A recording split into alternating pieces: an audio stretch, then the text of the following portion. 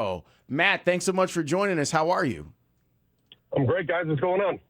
Oh, we're just we're basking in what has been the insanity of the Bears winning, and I know that it's a unique perspective that you have. You are a Bears fan. You also played for the Packers. So, what was this like watching this game play out Saturday night? Well, first of all, I've never seen an ending quite like that. Never as a player, never as a coach at the high school level or at the Pop Warner level. To score 25 points in the fourth quarter is hard to do at the lower levels. It's extremely hard to do in the National Football League. And I think when you look at this game, it's a great example of a team in the Bears taking advantage of opportunities in the second half of that football game. Yes, they made adjustments. We'll get to all that. But taking advantage of opportunities and mistakes by the Green Bay Packers. That's what good football teams do. It's not their fault that you've made a mistake. But when you do make a mistake, when you don't execute on special teams, we are going to take advantage of it. And that's what the Bears did. They played at such a high level in terms of playmaking ability in that second half, and that's why they won the game. That's why they're advancing. One thing that stood out to me was the level of aggression that Ben Johnson showed with fourth downs early. I think you can make a case for or against that. But the fact that they weren't converting those fourth downs and the team was still able to come back in the second half and respond and not get too dejected. Because you know what it's like when you know a game plan is going to have a specific temperament to it. And a team can crumble if you feel like, oh, this was our best laid plan and we're not getting this done. But the Bears didn't crumble. That really stood out to me as something that Ben Johnson, he's not shy about crediting his players. The team continued to sort of forge their way back into the game, even though those fourth downs weren't working for him. I agree, Anthony, and I think it also speaks to the players and understanding who their head coach is and what they're going to do from a scheme perspective and situational. Right? And that our coach is going to go for it in fourth down. We are going to be aggressive. And if we don't get it, Anthony, we're going to keep playing football. But that's who we are. I think that's, if you're a Bears fan, if you watch the season all year, this is what Ben Johnson does. They are going to be aggressive. They are going to take risks. And that's why they're explosive on offense. That's why they win football games. That's why they can play situational football, which has been missing in this city for years, right? And so I think from your perspective, Anthony, what you're talking about as a player, you say, you know what, we didn't get the fourth down. We're going to get another opportunity to get it later in the game, and we are going to cash in those opportunities, and they did exactly that. Before we get into some of the specifics with what they did in the second half on defense, the throw, the 4th and 8 that all of us, the entire football world is reacting to, when you compare it with the one where he called game against the Packers late in the regular season, or the one against Cleveland where, it was the eye-popping throw and catch with DJ, that 4th and 8 to me, factoring in, yes, the game situation is a part of that, but even just his mobility, the discernment of where the angle were that the defenders were coming from, the ability to put touch and loft on a pass while he's rolling in that direction to be able to fit it in there. To me, of many amazing passes that Caleb Williams has thrown this season, that to me topped the rest of them. How do you kind of rank it? I agree with you. That's number one. And it shows that he's an elite playmaker. And I think that's where you put Caleb right now if you're having a discussion about where he is in terms of his development.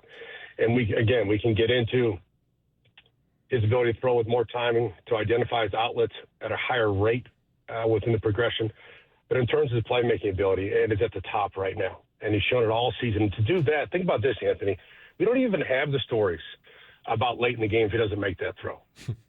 There is no touchdown to DJ Moore. None of that happens if you don't make that throw. And I don't think when you're watching the game, you're watching on TV, you don't think like that. So, well, it's a big time throw. They extend the game. But really, that won them the football game if you think about it. So let's go through this because I asked Big Ant about it and I texted you about it earlier in the week. What happened? Like, what was a difference that you saw in the Bears in the second half from what you saw in the first? Well, I think scheme in terms of defensively what they did, they played even more man coverage in the second half, over 68% of coverage snaps. So they said, we're going to challenge. And Lawrence, we talked about that last week.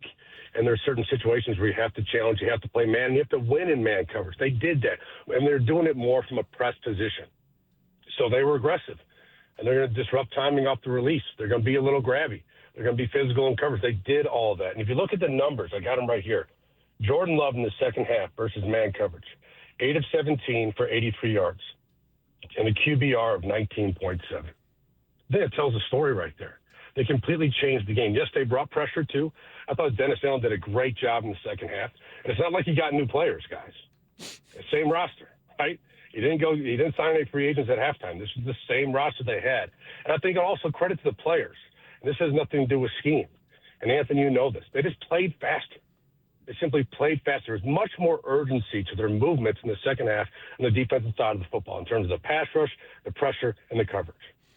Having Kyler Gordon back in the lineup and all this time he's missed this season, it's fun projecting forward what a full healthy season of Kyler Gordon in the Dennis Allen scheme might be. But the more he got on the field the other day, and he didn't look as in shape, as sudden as the prime Kyler Gordon would look. But what impact did specifically Kyler Gordon have?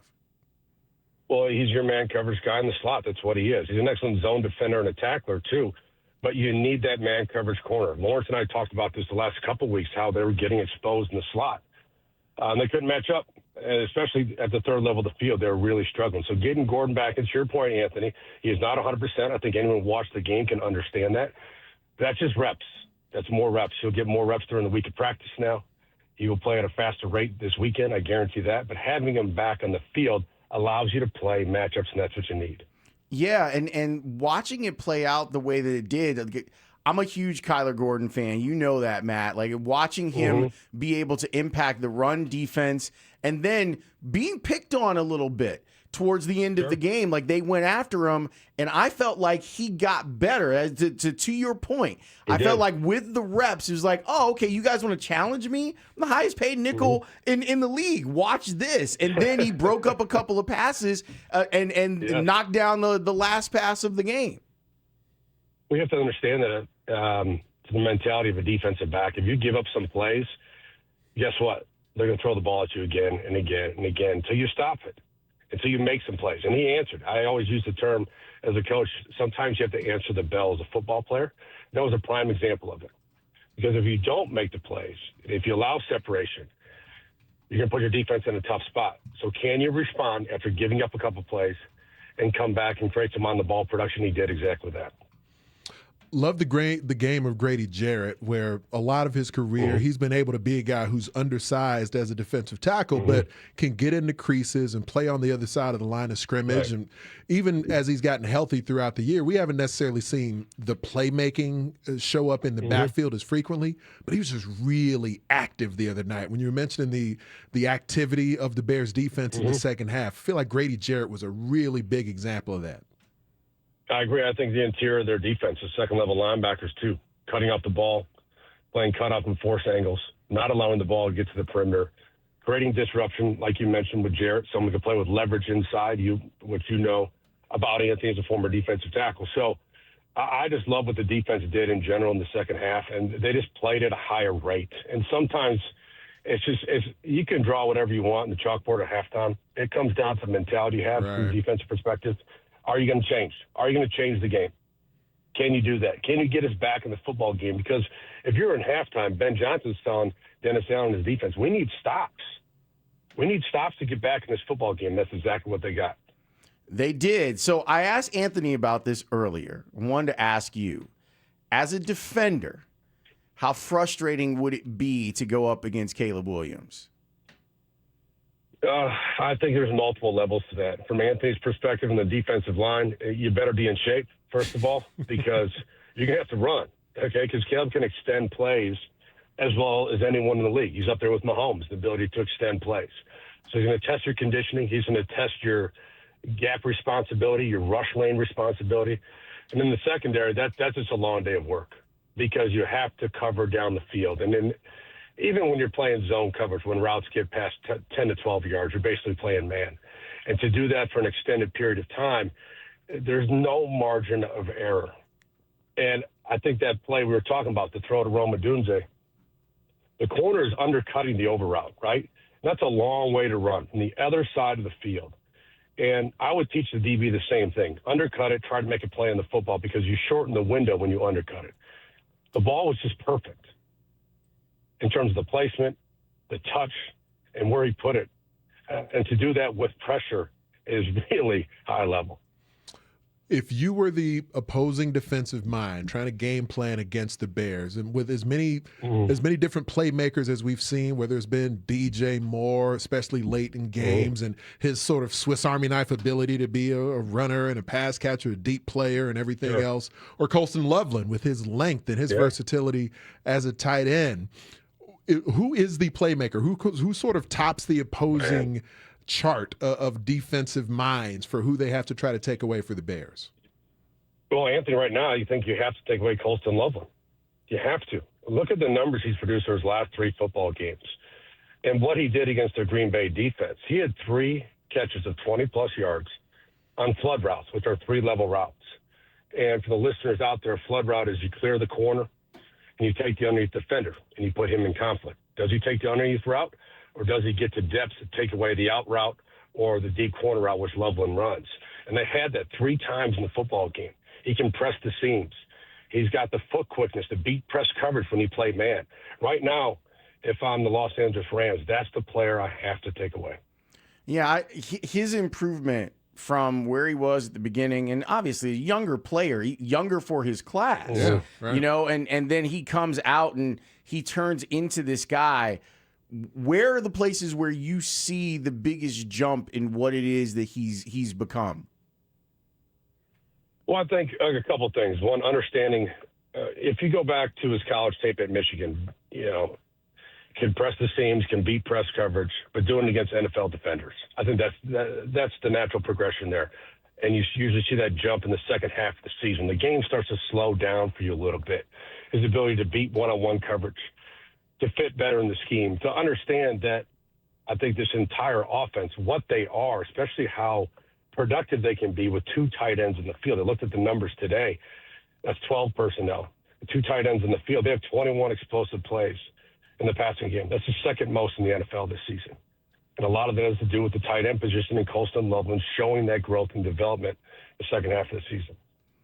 When you break down that 2-point conversion, the one to Loveland where they come out there in big personnel, and Ben Johnson, he had it dialed up in his head already. He immediately signals, let's get big on the field here. You go to 13 personnel, 3 tight ends out there, and then they get over the ball and spread everybody out, and Loveland is one-on-one. How difficult is that?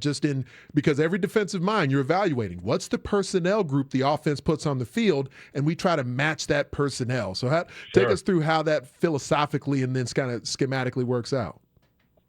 Well, what that does is it creates matchups because you're trying to get run defenders in the football game, or when you have 3 tight ends in the game, everyone thinks there's going to be an off-tackle play. So you get your extra safeties, extra linebackers in the field. But when they spread, now you're in coverage. And I've been in that situation multiple times, even, back in my career. And they do that. You're thinking, oh, no, this is not where I want to be. This is not why I'm in the football game. And look, they had the matchup they wanted. It was a great pass from Caleb. You talk about ball locations, a back shoulder throw. Even if the coverage was tighter, you're not going to make that play. Matthew Stafford is a bit of a savant at the quarterback position, and he's got a guy that I think could win Offensive Player of the Year, and also Devontae Adams. So you've got that to deal with, and Sean McVay is every part equal of a play caller as Ben Johnson is, and his resume reveals that. What do you expect them to? What are you looking for them to do to try and challenge the Bears' defense? Well, I think the one thing that Sean McVay has done historically in L.A. that is outstanding is he gets his wide receivers, I use the term free access off the line of scrimmage. He uses a lot of motion, a lot of stack sets, a lot of bunch sets, so they can avoid press coverage and get into the route. And right now, when you look at Nacua, he is one of the best at playing through contact. He is excellent, outstanding ball carrier, toughness after the catch, outstanding vision after the catch. He is one of the top players in our league right now. There's no question about it. And with Devontae, you can go back and watch the film from the season. Still one of the best in the league at beating press coverage. I think that was a great pickup for them because they got their ex-receiver opposite of Nacua who can win those one-on-one matchups. Plus, you got to deal with the run game. And they are physical in the run game. They've become more gap-heavy the last couple of years, and they will get numbers at the point of attack. So it is a challenge to play that offense because you have one of the top play callers. And anyone who's watched the NFL this season can agree that Matthew Stafford might have played his best season of his career. And I don't know what the numbers ended up bearing out in the second half of the game. It felt to me like Green Bay offensively pre-snap was a little more static in the second half as well than they were in the first half. And that's where, like, a guy they have like Jaden Reed, he's a weapon for Matt LaFleur in the same way that Ben Johnson is able to have all these movable pre-snap chess pieces. Didn't feel like they used motion to sort of outflank and to, sort of confuse the Bears' second and third level as much in half number 2. I don't see Sean McVay making a similar mistake as the Bears are fighting back into a game here. So when you think about the ability for, DeMarco Jackson, he's going to be out there. And yes, he's been good when he's in the lineup. He doesn't know the game the way TJ Edwards does. Andrew Billings, if he's not healthy. So Bears run defense that even though Matthew Stafford is incredible at this point in his career, McVay's going to be willing to run the rock at him. So what do the Bears have to be prepared for in that regard? I agree. The run game is a foundational approach of that coaching tree. You look at Shanahan, you look at McVay, that's where their offense is built, is running the football. And a lot of pre-snap movement, like you said, Anthony. And really it's going to test the eye discipline of the Bears linebackers. Are they hesitant? Do they take false steps? Do they take poor angles? That's what the motion does to you. The jet movement we see in that offense, the misdirection, it's really going to test their eye discipline. Because if you don't stop the run game, Sean McVay will stick with it. He will stick with it as long as he can. How's the whiteboard workshop coming along? We started last night. Great group of quarterbacks. I'm doing it up at the Bodome in Bensonville with Next Level. Quarterback coach Greg Holcomb, who's J.J. McCarthy's private coach. I've known Greg for a long time. He's worked with our quarterbacks at IC since 2014. Excellent coach. I have a lot of respect for him. And I had a lot of fun last night in Lawrence. A lot of fun. And the kids loved it because we went through some basic stuff last night, some cover 3 checks, how to attack the free safety. But their favorite thing was we watched the film of Caleb Williams at the end. That's a great way to do it. Can old talk show hosts come and be a part of this? Because I would love to learn. 100% you come out, Lawrence, anytime. You know that. All right. I just wanted to make sure because it seems like a really cool thing. If you don't know what I'm talking about, you should go check this out. Go to Matt's Instagram, Matt Bowen 41. They're having it at the Bo Jackson Center, the Bo Jackson Dome, every Monday. He's on the whiteboard in the whiteboard workshop. It's a really, really cool idea. Are they selling tickets to this? I mean, you can get it online too. Okay. Like you can join it via Google Meet if you're not able to go in person. So all right. I like that. Yeah, it's a really cool thing, and it really speaks to Matt as a coach and as a teacher. So I love this idea, and I promise I will definitely come out at some point so I can learn some more ball. I mean, especially now that you put him on the spot on the 50,000-watt radio station, he doesn't have any choice but to say, yeah, come on out. Hey, man, sometimes you have to use your – I was playing outside leverage on that one to make sure that I got the invite. That's what you got to do sometimes. Matt, thanks, man. All right, guys. I'll see you soon.